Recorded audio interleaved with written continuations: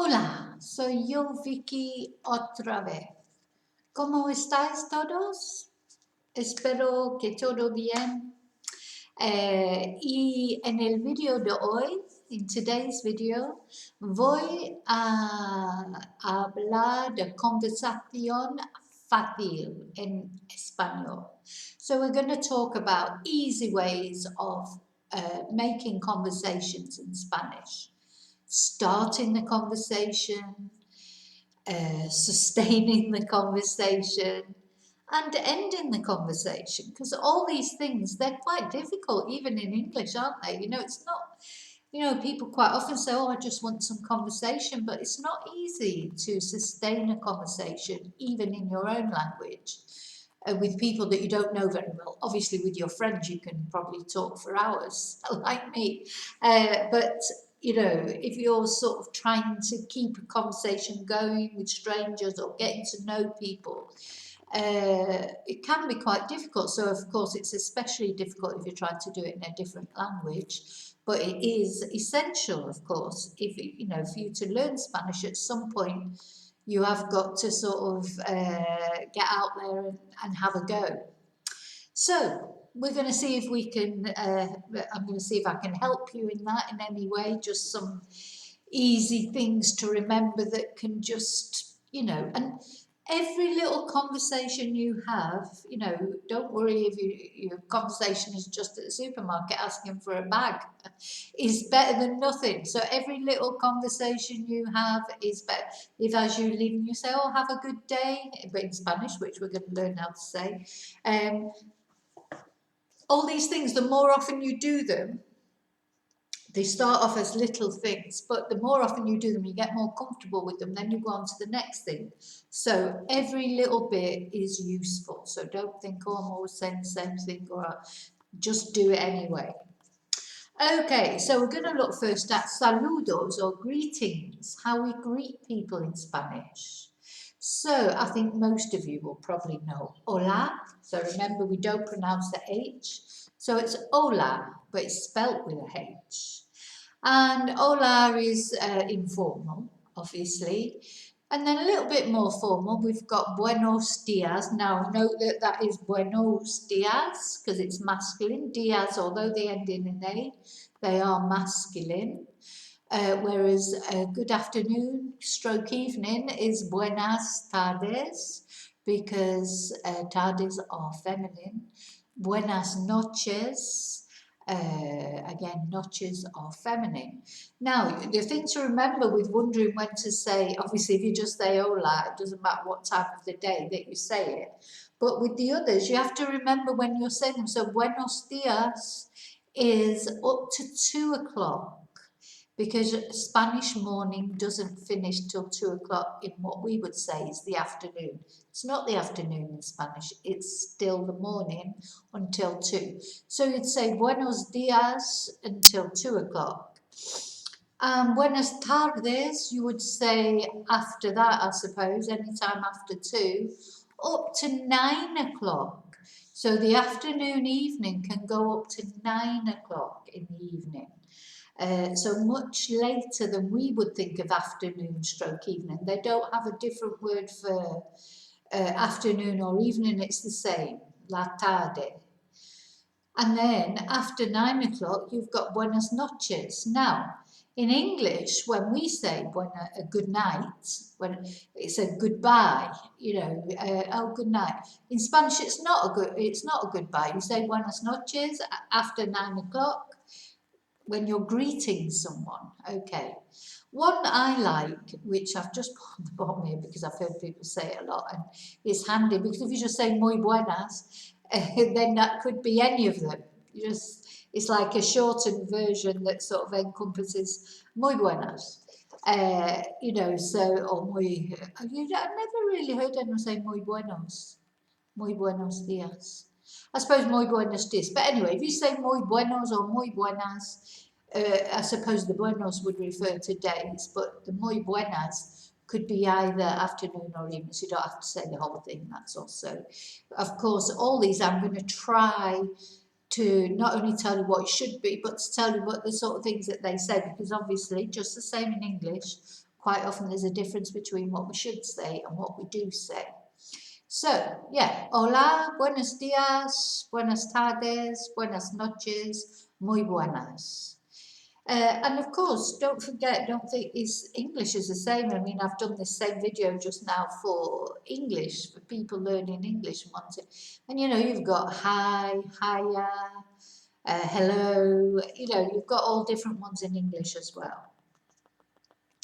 Now, if you're meeting someone for the first time, and you're trying to find out some information about them, I suppose their name, then you would say, oh, me llamo Vicky.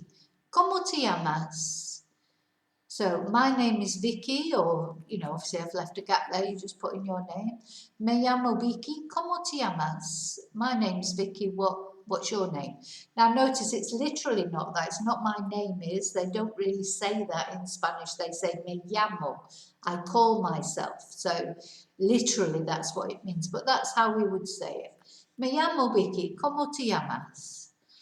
And then when you meet someone for the first time in Spanish, you would say encantado or encantada, I would say, because that's the feminine. And encantada or encantado means pleased to meet you. Okay, as all these do, really. Mucho gusto, that's another way. So just pick the one that you remember the best. And or un placer, it's a pleasure, you know, which we say in English as well. So we've got me llamo Vicky, ¿cómo te llamas? And encantado or encantada, mucho gusto y un placer. ¿Y cómo te llamas tú? Dime en comentarios. Tell me what your name is in comments. Introduce yourself to me. I would love that. Okay, so then if you were introducing someone to someone, this is how we do it. Now, introducing people is presentar. That is the verb to introduce someone. Not introducir, which is a different sort of introduce. But when you're introducing people, it's presentar. So you would say, te presento a John. Yeah, I present you to John is the literal meaning, but in other words, it's I introduce you to John. Or you can say, este es John. This is John. If it was a woman, it'd be esta es Jane, for example. And if it was a combination of people, we have a plural. Estos son, which would be for men or a combination of men and women. Estos son Jane y John. And then if it was just two women, then it would be estas son. Estas son Jane y Susan, for example. So, to introduce people, we'd use te presento a whoever it is. Este es whoever it is, or esta es if it was a woman. And estos son. So if you were saying, these are my children, estos son mis hijos, or these are my sisters, estas son mis hermanas. Okay? You understand? I hope so. If there's anything you don't understand, you can always ask me in comments. Okay, so we've met someone, we've told them our name, we've asked them their name, we've introduced them to somebody else, and then of course to have a conversation, you have a little small talk, don't you? We make these little bit of small talk, which you know, people say. I read or saw a program once that psychologists saying that our small talk is like a bit like when you're watching. I probably shouldn't say this, but when you're watching monkeys, you know, and they groom each other, and of course they can't speak, so that, but that's their version of small talk. So, I mean, thank God, really, we don't, you know, they're like picking out their ticks or this or the other. Probably lucky we don't do that, especially now with COVID. But this is the equivalent. Small talk doesn't really I would like, so part of me wants to say it doesn't mean much, but it does mean quite a lot because we do miss that when we're isolated from other people. We miss all those silly, we might moan about it when we're actually sort of having small talk with people, but we miss it when we can't do it. So it must serve some purpose in our biological makeup. Yeah, and small talk are the sort of things we say like, oh, all right, how are you? And, we don't always necessarily want an answer, do we? It's like we say to someone, oh, how are you? Always makes me laugh when you're in the doctors because you see someone and you always say, oh, how are you? And it's like, it's obvious, not too clever, that's why I'm in the doctors, but, and we don't really want a big litany of somebody's illnesses, do we? We think, oh my God, we should not ask. So they're funny things, these little questions, because we ask them, but we don't really want to know the answer. Anyway, same in Spanish. ¿Cómo estás is quite sort of formal. I suppose that's literally how are you. I mean, don't get me wrong, when it's your friends, you do want to know how they are and you don't mind them telling you all their problems or their ailments or this, that, or the other, because they're your friends and that's what you do with friends. But, you don't, I don't know about you, but if somebody I hardly know asks me how I am, I always say I'm fine, even if I'm not, or I'm great even. Okay, so ¿cómo estás? How are you? And I'm going to look at how we would reply to those in a moment. ¿Qué tal is another one. I love ¿qué tal because you can use ¿qué tal for anything. It's not only how are you. It's like if you say, oh, ¿qué tal el perro? How's the dog? Or ¿qué tal las vacaciones? How were your holidays? It's a universal phrase that you can use to ask how anything is, was. You don't have to change it. So ¿qué tal is a good, ¿qué tal la clase? What's the class like? How's the class? Another good one is ¿qué hay? That the Spanish use. ¿Qué hay? It's like, what's new? Doesn't literally mean that. These sort of little phrases, they don't have literal meaning. But ¿qué hay? Or ¿qué pasa? Or ¿cómo te va todo? How's everything going for you? Now notice that sometimes with ¿qué hay? Or ¿qué pasa? They just don't even bother saying the I or the pasa, they just say ¿qué? Yeah, ¿qué? Hola, ¿qué? ¿qué, chico, qué? And it's just a very short version, so they're just going, what? And they're not even bothering saying what's up or what's happening. Y cómo te va todo, that's how's everything going for you. That's a bit of a longer sort of expression. So yeah, they're all different things you could say. ¿Cómo estás? ¿Cómo estás? ¿Qué tal? ¿Qué hay? ¿Qué pasa? ¿Cómo te va todo? And if you can't remember all that, just say ¿qué? So, we can more or less remember that. And then to answer those, of course, we normally probably would say, now I put the estoy in brackets because you don't really need to, I could just say muy bien, gracias. I've missed the S of gracias. I always do at least one thing wrong in a video. So estoy muy bien, gracias, or just muy bien, gracias. ¿Y tú? And you? Now, these are other answers. Voy tirando. That's one I like. I mean, it literally means I go throwing. But, again, you can't give it literal meaning. Voy tirando is just, well, I'm surviving, that sort of thing. It's like an expression, trying to think what we would say in English. Yeah, keeping my head above water, but it's more than that. I don't know. It's not a negative phrase. Oh, voy tirando. It's like, yeah, I'm fine. Yeah, I suppose it's a bit like I'm fine. Or you could say estoy regular. That's like not too good. If someone says to you regular, again, you don't need to say the estoy. You can just say regular, which is just regular. Yeah, just not good, not bad. And if you're really not good, you say fatal. Estoy fatal. And that, if you say that, that would definitely tell the other person that you're not too clever. You know, they wouldn't probably know what to say. They'd go, oh, you know, ¿qué pasa? Like, what's happening? Why are you fatal? Okay, so there are answers. Estoy or just muy bien, gracias. Voy tirando. I would recommend trying that because I think that's quite a typical Spanish expression. So Spanish people are always, I like it when you come out with an expression they're not expecting you to come out with, and they look quite surprised. Estoy regular or estoy fatal. ¿Y tú, cómo estás? Tell me how you are in comments. Okay, so once we've opened a conversation, trying to sustain it, that's a whole different matter, isn't it? Because, yeah, you go through the hola, ¿cómo estás? And then what do you say? So, you know, the important thing to sustain a conversation is to ask open-ended questions, not closed questions.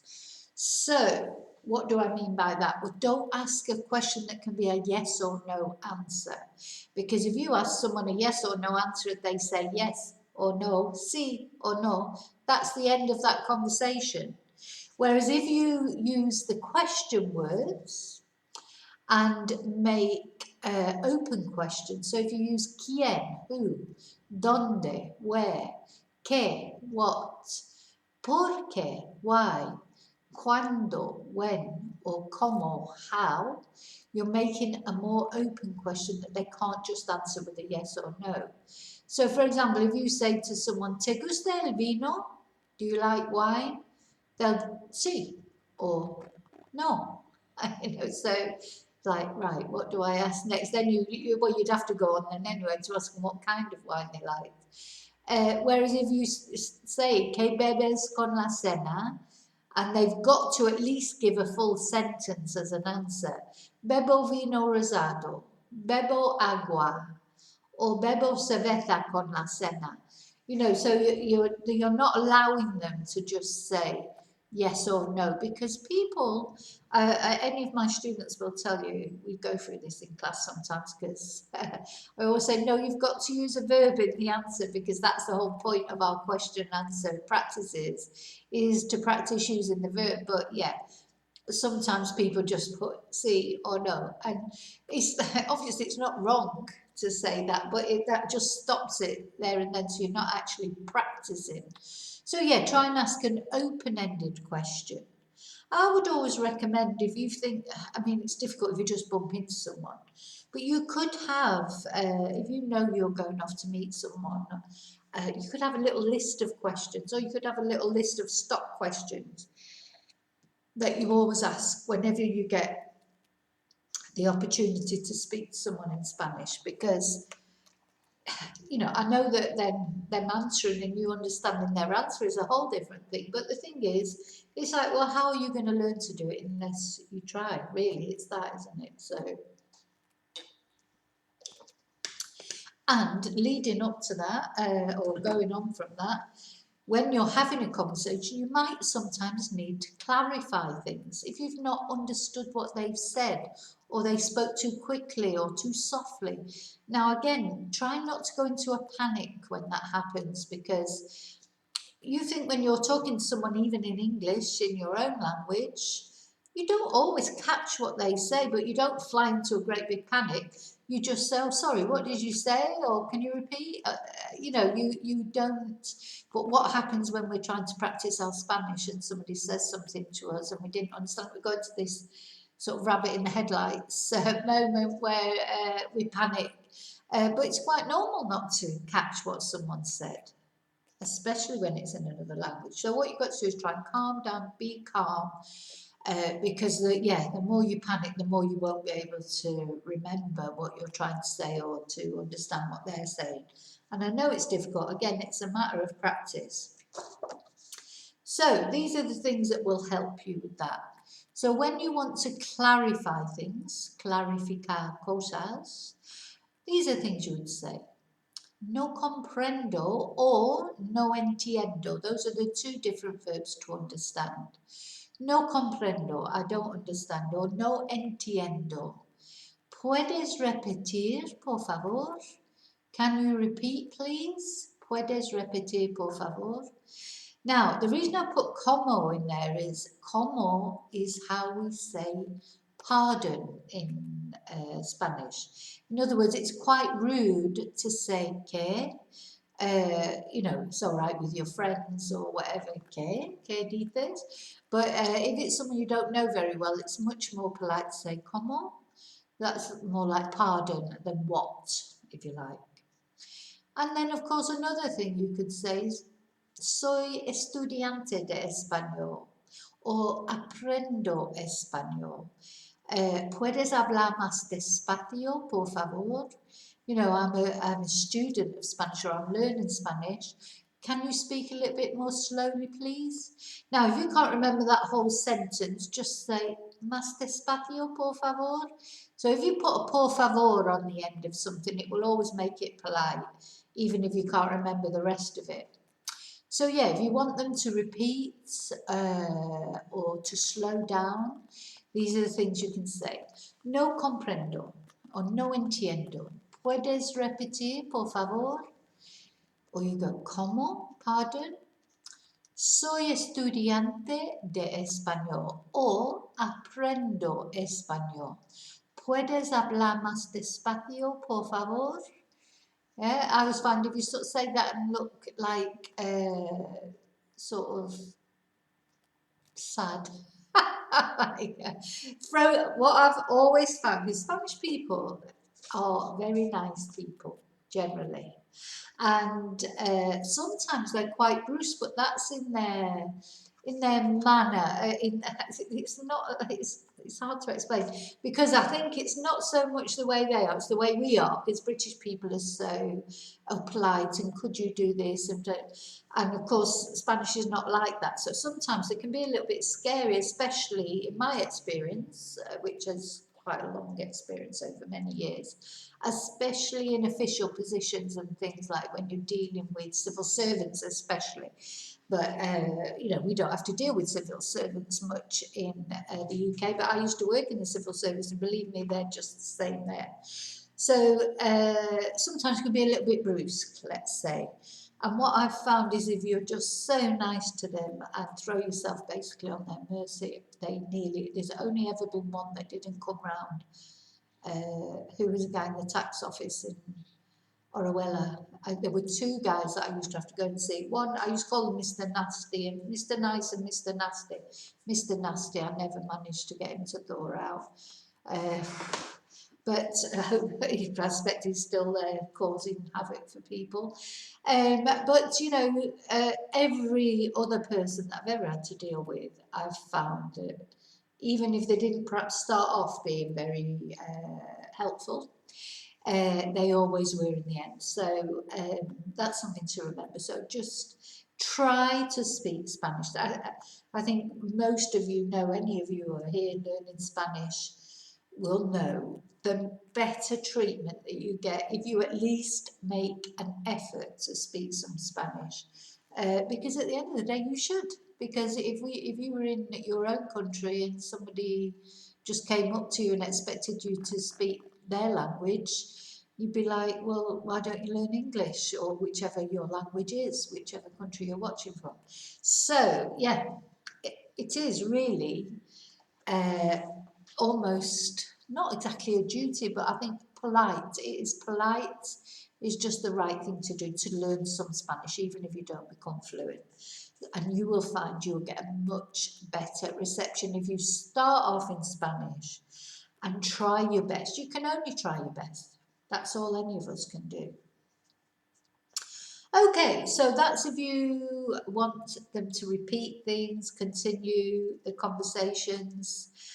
Now, when it comes to the time to close a conversation, it's time for you to go. And sometimes that's quite difficult in English, isn't it? Trying to, especially if someone, is really enjoying their conversation with you and you can tell that maybe they've not had a chance to speak to it, especially now with lockdowns and things like that. Probably, oh my God, someone to talk to.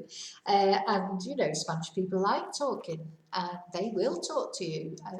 Believe me, they like talking to people, so it's not like you'll find they won't find. I think British people are a bit more reticent, and I know that's a generalisation, but I do think that's true. But once you get chat, Spanish people love talking. So right, so it's time to close your conversation. Será la conversación como lo haces. Okay, so here's a couple of things you might say. Lo siento, tengo que ir. I'm sorry, I have to go. ¿Podemos hablar luego? Can we speak later? That's always a good one, isn't it? Oh, even in English, when you're trying to get away, it could be for any reason. It might be because you want to get away because you're not enjoying the conversation, or it might be you're late for something, or, and you really have to go. But podemos hablar luego? Can we speak later? Muchas gracias por tu ayuda. Thank you so much for your help. That's a really good one, I think, to, very much appreciated phrase. Que tengas buen día, o que tengas buena tarde, o que tengas buena noche, o que tengas buen fin de semana. So that's like, have a good day, have a good evening, have a good night, have a good weekend. So anything that you wanted to say, que tengas. And then I think another one, I've noticed, and it is nice when someone says these things to you, because I think sometimes we're also caught up in everyday life, which is, as I'm sure you know, for all of us, you just every day think, oh God, what's going to happen today? There's always something, some things more serious than others, but it seems like every day has a challenge, doesn't it? And so when someone says these nice things to you, it is nice, it makes you feel good. Que bien hablar contigo. How good it's been to speak to you. So these are just little things that make people feel nice and help you to sort of downwind. I don't even think that's the word in English. Wind down, I meant to say. Help you wind down the conversation when it's time to go. So, lo siento, tengo que ir. ¿Podemos hablar luego? Muchas gracias por tu ayuda. Muy amable is another one. Now, I haven't got that there, but gracias, muy amable is like, thank you, you're very kind.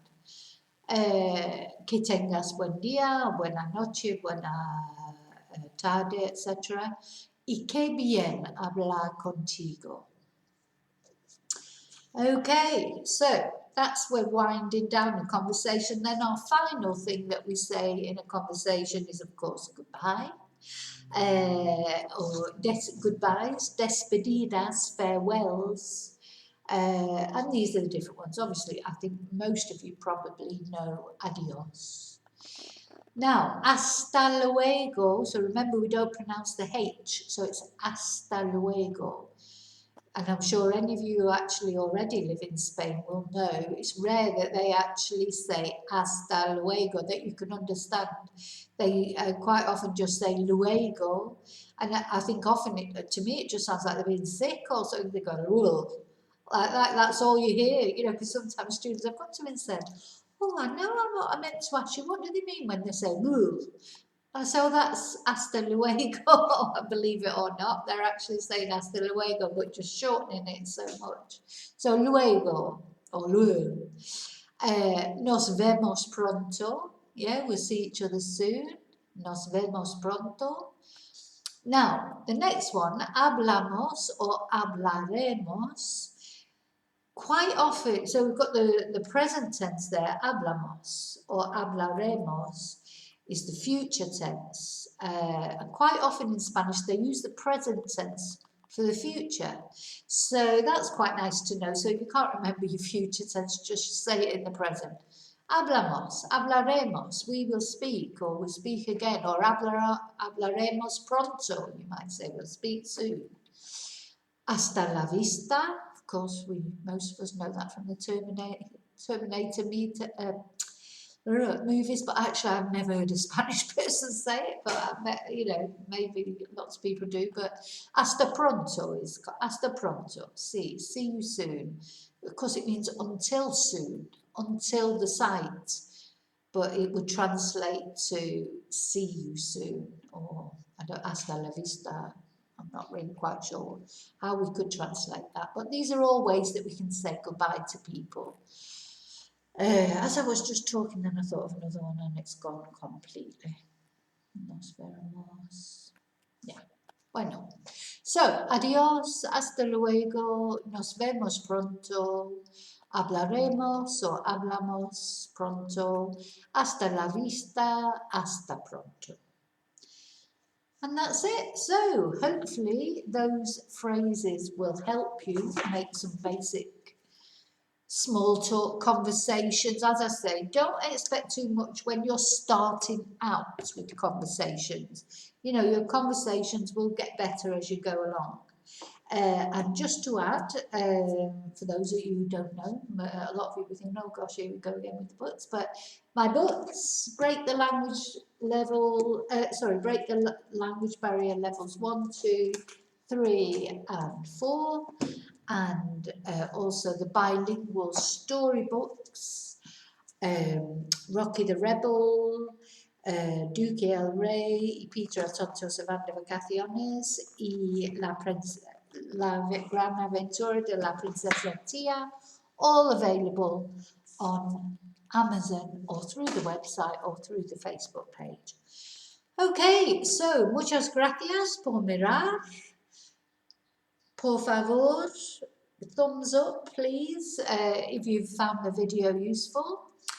Y suscribir, muchas gracias por todos los suscriptores que tengo.